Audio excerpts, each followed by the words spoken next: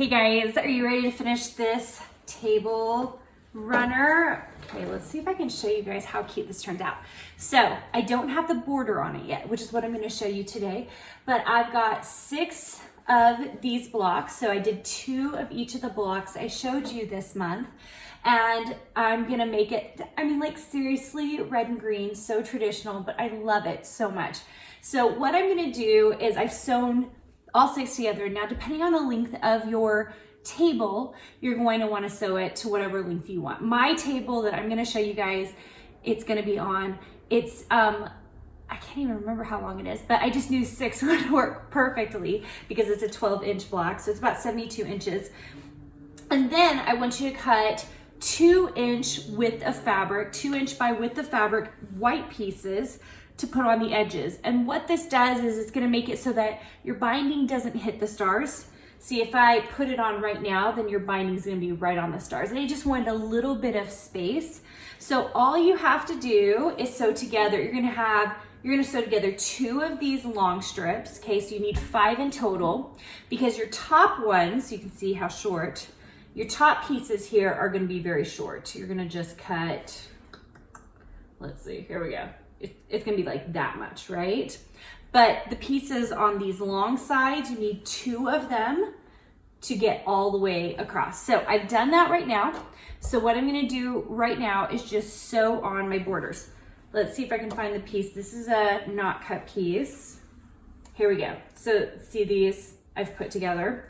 So I am just going to, and you can trim this up if you want, just to make sure you have a nice clean edge. But I'm just going to start it at the top. Now, if I were squaring it up, which I should, right? So what I would do is I would measure my entire length and make sure that both sides are exactly the same. And if they're not, take the mean of the 2 and take, like, so if it's 72 inches and the other side 72 and a half, I would do 72 and a quarter, and I would cut this border to that length. And I've already done that. So if it's more off than that, like one side 72 and one side 73, do 72 and a half, and then you're going to have to kind of, you know, pull on the fabric a little bit and pin it and make sure that you're in good shape. Okay, so I'm going to sew on these borders really quick right now and press it, and I'll show you what the piece top looks like. Okay, I have added the border. I just pressed it. So you can see that there is now a border. Let's see if I can lift it in such a way that you guys can actually see it. There's this darling border on it. It's just white, but it just gives it that extra room that it needs. It's like framing it out. And so now I'm going to machine quilt it, which I'm going to do myself, and bind it really quick. And that is it. Isn't that so cute? It's just like so simple, but satisfying, if you know what I mean. So I hope you have a chance to make this.